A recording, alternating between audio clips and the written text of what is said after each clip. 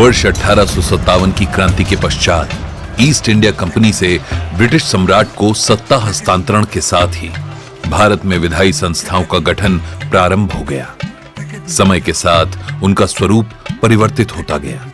वर्ष 1861 के Indian councils act के अंतर्गत north western provinces and Awadh हेतु लेजिस्लेटिव काउंसिल का गठन प्रावधानित किया गया, परंतु व्यवहारिक रूप से वर्ष 1887 में लेजिस्लेटिव काउंसिल का गठन किया गया, जिसमें 9 सदस्य नामित किए गए। नामित सदस्यों में 4 भारतीय सदस्य सर सैयद अहमद खान, राजा प्रताप नारायण सिंह, राय बहादुर दुर्गा प्रसाद और पंडित अयोध्यानाथ थे। 8 जनवरी 1887 को काउंसिल की पहली बैठक थॉर्न हिल मेन मेमोरियल हॉल इलाहाबाद में तत्कालीन गवर्नर की अध्यक्षता में हुई। नवगठित काउंसिल के अधिकार अत्यंत सीमित थे, जिसमें शासन को परामर्श देना एवं विधायी प्रस्तावों पर विचार करना था। काउंसिल में पहला अधिनियम north western provinces and Awadh general classes act 1887 पारित किया गया। वर्ष 1892 में काउंसिल के अधिकारों में वृद्धि की गई तथा विधायी कार्यों के अतिरिक्त सदस्यों को प्रश्न पूछने का अधिकार भी प्राप्त हुआ। 6 दिसंबर 1893 को उत्तर प्रदेश के विधायी इतिहास में राजा रामपाल सिंह द्वारा पहला प्रश्न पूछा गया। काउंसिल के सदस्यों की संख्या 9 से बढ़ाकर 15 की गई। वर्ष 1902 में राज्य का नाम United provinces of Agra and Awadh कर दिया गया। वर्ष 1909 में इंडियन काउंसिल एक्ट में संशोधन करके काउंसिल के सदस्यों की संख्या बढ़ाकर 50 कर दी गई तथा उनका कार्यकाल 3 वर्ष कर दिया गया। काउंसिल के सदस्यों के लिए अप्रत्यक्ष निर्वाचन का प्रावधान किया गया। उन्हें पूरक प्रश्न पूछने का अधिकार भी प्रदत्त किया गया। वर्ष 1915 एवं वर्ष 1919 में गवर्नमेंट ऑफ इंडिया एक्ट के अंतर्गत लेजिस्लेटिव काउंसिल के गठन एवं स्वरूप में मूलभूत परिवर्तन आया। काउंसिल के सदस्यों की संख्या बढ़ाकर 123 कर दी गई। अक्टूबर 1920 में पहली बार लगभग 70% सदस्यों का प्रत्यक्ष निर्वाचन विभिन्न निर्वाचक मंडलों द्वारा किए जाने का प्रावधान किया गया। भारतीय सदस्यों के प्रतिनिधित्व को महत्ता प्राप्त होती गई, परंतु अभी भी उनके अधिकार सीमित थे। काउंसिल में गवर्नर जनरल की अध्यक्षता को समाप्त करते हुए काउंसिल को अध्यक्ष एवं उपाध्यक्ष निर्वाचित करने का अधिकार प्रदान किया गया। वर्ष 1922 में प्रदेश का नाम यूनाइटेड प्रोविंसेस कर दिया गया। 8 जनवरी 1924 को विपक्ष के सदस्यों के बैठने की व्यवस्था सरकारी पक्ष के सामने बाईं ओर की गई। गवर्नमेंट ऑफ इंडिया एक्ट 1935 द्वारा उत्तर प्रदेश विधान मंडल के वर्तमान स्वरूप की आधारशिला रखी गई। वर्ष 1937 में United provinces legislative council, legislative assembly एवं लेजिस्लेटिव काउंसिल के रूप में द्विसदनीय हो गया। लेजिस्लेटिव असेंबली का गठन विभिन्न निर्वाचक मंडलों द्वारा निर्वाचित 228 सदस्यों द्वारा किए जाने की व्यवस्था की गई तथा उसका कार्यकाल 5 वर्ष नियत किया गया। लेजिस्लेटिव काउंसिल अब स्थायी सदन हो गया तथा उसका गठन निर्वाचित और नाम निर्देशित दोनों प्रकार के सदस्यों द्वारा किए जाने का प्रावधान किया गया। सदस्यों की संख्या 60 तथा उनका कार्यकाल 9 वर्ष नियत किया गया। संविधान सभा के लिए जुलाई 1946 में यूनाइटेड प्रोविंसेस से 55 सदस्य निर्वाचित हुए, जिसमें लेजिस्लेटिव असेंबली के प्रथम अध्यक्ष राजर्षि पुरुषोत्तम दास टंडन सहित श्री जवाहरलाल नेहरू, डॉक्टर राधाकृष्णन आदि ख्यातिलब्ध महानुभाव थे। वर्ष 1950 में संविधान लागू होने के पश्चात राज्य का नाम उत्तर प्रदेश तथा लेजिस्लेटिव असेंबली एवं लेजिस्लेटिव काउंसिल का नाम क्रमशः विधानसभा एवं विधान परिषद हो गया। समय समय पर दोनों सदनों के सदस्यों की संख्या में परिवर्तन होता रहा। वर्तमान में विधानसभा के सदस्यों की संख्या 403 एवं विधान परिषद के सदस्यों की संख्या 100 है। वर्ष 1922 तक लेजिस्लेटिव काउंसिल का अपना कोई भवन न होने के कारण इसकी बैठकें इलाहाबाद, बरेली, नैनीताल एवं लखनऊ के विभिन्न भवनों में संपन्न होती रहीं। तत्कालीन गवर्नर स्पेंसर हार्कोर्ट बटलर द्वारा 15 दिसंबर 1922 को वर्तमान विधान भवन का शिलान्यास किया गया। इस भवन का निर्माण मेसर्स मार्टिन एंड कंपनी की देखरेख में पूर्ण हुआ।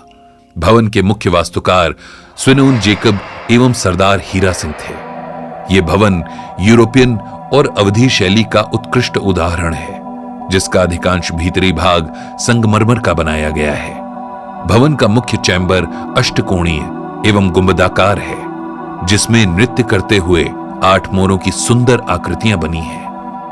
नवनिर्मित भवन का उद्घाटन 21 फरवरी 1928 को हुआ तथा 22 फरवरी 1928 को इसी भवन में लेजिस्लेटिव काउंसिल की प्रथम बैठक संपन्न हुई। वर्ष 1937 में विधान परिषद हेतु एक पृथक भवन का निर्माण फोर्ड एंड मैकडॉनल्ड कंपनी द्वारा किया गया, जिसके मुख्य वास्तुकार A.L. मार्टिमर थे।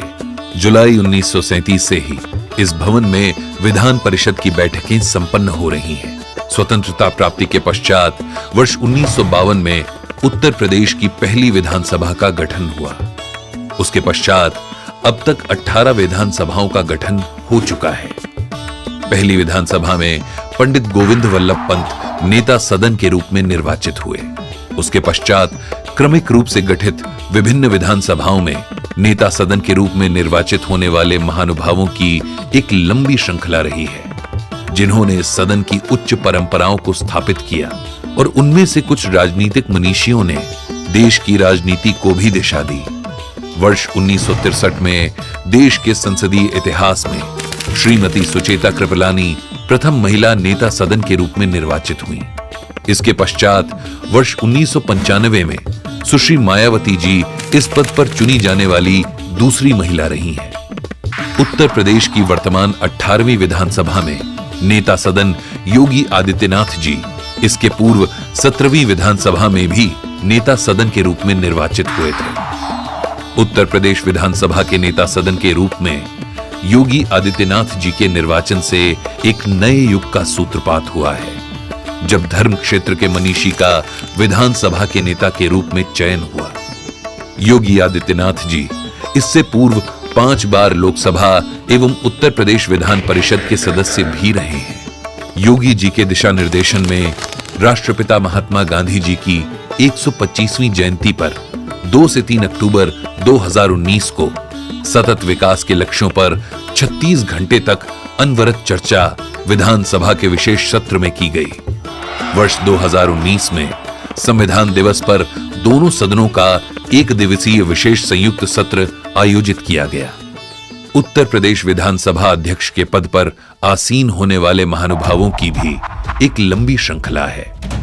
पहली विधानसभा के अध्यक्ष श्री आत्माराम गोविंद खेर सहित सभी अध्यक्ष गणों ने अध्यक्ष पीठ और सदन की गरिमा को गौरवान्वित किया तथा ऐसे निर्णय दिए जो देश की अन्य विधान मंडलों के लिए नजीर बनी। श्री बनारसी दास और श्री श्रीपति मिश्र 2 ऐसे अध्यक्ष रहे हैं जिन्होंने बाद में प्रदेश के नेता सदन के रूप में भी कार्य किया। विधानसभा के वर्तमान अध्यक्ष श्री सतीश महाना 29 मार्च 2022 को सर्वसम्मति से अध्यक्ष पद पर चुने गए। वर्ष 1991 से लगातार 8वीं बार निर्वाचित श्री महाना जी विधानसभा के वरिष्ठतम सदस्यों में से एक हैं। विधायिका में उनका अनुभव अनुकरणीय है। उन्हें माननीय योगी आदित्यनाथ जी सहित प्रदेश के 5 मुख्यमंत्रियों के साथ मंत्री के रूप में कार्य करने का अनुभव प्राप्त है। श्री महाना जी ने विधानसभा में नई परंपराओं का आरंभ भी किया है, जिनमें मुख्य रूप से सत्र के दौरान माननीय सदस्यों को सदन में जन्मदिन की बधाई दिया जाना, डॉक्टर्स, इंजीनियर्स, विधि तथा प्रबंध तंत्र की शिक्षा ग्रहण किए हुए एवं अन्य विधाओं में पारंगत माननीय सदस्यों के समूह से अलग अलग चर्चा कर उनकी विधा से सदन को लाभान्वित किए जाने के प्रयास शामिल हैं। माननीय योगी जी से विमर्श के पश्चात श्री महाना द्वारा देश में नई पहल करते हुए माननीय महिला सदस्यों हेतु 22 सितंबर 2022 का उपवेशन आयोजित किया गया, जिसमें उनके द्वारा महिला मुद्दों पर चर्चा तथा सदन की संपूर्ण कार्यवाही संचालित की गई। प्रधानमंत्री श्री नरेंद्र मोदी के mission mode project one nation one application की परिकल्पना को साकार करते हुए श्री महाना ने विधानसभा की कार्यप्रणाली को डिजिटल एवं हाईटेक बनाने की दिशा में महत्वपूर्ण कदम उठाए हैं। सभा मंडप को नई तकनीक एवं उपकरणों से सुसज्जित कर ई विधान लागू किया, जिसका उद्घाटन माननीय लोकसभा अध्यक्ष श्री ओम बिड़ला जी द्वारा किया गया। विधानसभा के प्रथम सत्र से ही सभा की कार्यवाही डिजिटल एवं पेपरलेस रूप में सफलतापूर्वक संचालित हो रही है। उत्तर प्रदेश विधान मंडल ने समय समय पर ऐसे अनेक महत्वपूर्ण प्रस्ताव एवं अधिनियम पारित किए हैं, जिनसे सामाजिक न्याय एवं आर्थिक विकास संभव हो सका है। यूपी जमींदारी विनाश और भूमि व्यवस्था अधिनियम तथा यूपी काश्तकार विशेषाधिकार उपार्जन अधिनियम सहित ऐतिहासिक महत्व के अनेक अधिनियमों से प्रदेश की आर्थिक, सामाजिक एवं राजनीतिक व्यवस्था को नवीन आयाम प्राप्त हुए। 17वीं विधानसभा में नेता सदन योगी आदित्यनाथ द्वारा अनेक अप्रचलित एवं अनुपयोगी अधिनियमों को समाप्त किया गया। 8 जनवरी 2013 को तत्कालीन राष्ट्रपति श्री प्रणब मुखर्जी द्वारा विधान भवन पर एक डाक टिकट जारी किया गया। वर्ष 1961, वर्ष 1985 तथा वर्ष 2015 में भारत के विधायी निकायों के पीठासीन अधिकारियों एवं सचिवों का सम्मेलन तथा वर्ष 2020 में पहली बार राष्ट्रीय स्तर के राष्ट्रमंडल संसदीय संघ भारत क्षेत्र का 7वां सम्मेलन आयोजित किया गया। आजादी का अमृत महोत्सव वर्ष के अवसर पर 6 जून 2022 को पूर्व राष्ट्रपति माननीय रामनाथ कोविंद द्वारा विधान मंडल के दोनों सदनों के समवेत उपवेशन को संबोधित किया गया। विधान परिषद के प्रथम भारतीय प्रेसिडेंट डॉक्टर सर सीताराम तथा उनके पश्चात आसीन सभापतियों द्वारा स्थापित गौरवमयी परंपराओं का परिषद के वर्तमान सभापति कुंवर मानवेंद्र सिंह सफलतापूर्वक निर्वहन कर रहे हैं। विधानसभा एवं विधान परिषद के साथ श्री राज्यपाल भी विधान मंडल के अभिन्न अंग हैं। स्वतंत्रता प्राप्ति के पश्चात श्री राज्यपाल के पद पर श्रीमती सरोजिनी नायडू के आसीन होने के पश्चात इस श्रृंखला में वर्तमान में श्री राज्यपाल के पद पर श्रीमती आनंदीबेन पटेल आसीन हैं, जो गुजरात की पहली महिला मुख्यमंत्री तथा मध्य प्रदेश की राज्यपाल भी रह चुकी हैं। अनेक महान विभूतियां इस विधान मंडल की सदस्य रही हैं। संयुक्त राष्ट्र संघ की पहली महिला अध्यक्ष श्रीमती विजय लक्ष्मी पंडित पहली लेजिस्लेटिव असेंबली की सदस्य थीं। उत्तर प्रदेश विधानसभा ने देश को श्री लाल बहादुर शास्त्री, चौधरी चरण सिंह और श्री विश्वनाथ प्रताप सिंह के रूप में 3 प्रधानमंत्री दिए हैं। इसके अतिरिक्त राज्य को पंडित जवाहरलाल नेहरू, श्रीमती इंदिरा गांधी, श्री राजीव गांधी, श्री चंद्रशेखर, श्री अटल बिहारी वाजपेयी तथा श्री नरेंद्र मोदी के रूप में 6 प्रधानमंत्री देने का गौरव भी प्राप्त है। श्री नरेंद्र मोदी प्रदेश के वाराणसी संसदीय क्षेत्र से दूसरी बार निर्वाचित हुए हैं। श्री काशी विश्वनाथ के पुनरुद्धार सहित उत्तर प्रदेश की प्राचीन सांस्कृतिक धरोहरों को सजोने की नई पहल माननीय प्रधानमंत्री द्वारा की जा रही है। उत्तर प्रदेश विधानसभा द्वारा विधायी प्रक्रियाओं एवं विधानसभा की गरिमा को नवीन आयाम प्रदान करने की दिशा में नई योजनाओं की रूपरेखा खींची गई है, जिनमें मुख्य रूप से विधानसभा की प्रक्रिया तथा कार्य संचालन नियमावली का सरलीकरण, प्रतिवर्ष सर्वश्रेष्ठ विधायक को पुरस्कृत करना, युवा संसद का आयोजन, संसदीय पत्रकारिता पर गोष्ठी, गाइडेड टूर जैसी अनेक योजनाओं पर कार्य किया जा रहा है। इस प्रकार उत्तर प्रदेश विधानसभा आधुनिक व्यवस्थाओं के माध्यम से लोकतांत्रिक मूल्यों को समाहित करते हुए नए युग के निर्माण की ओर अग्रसर है।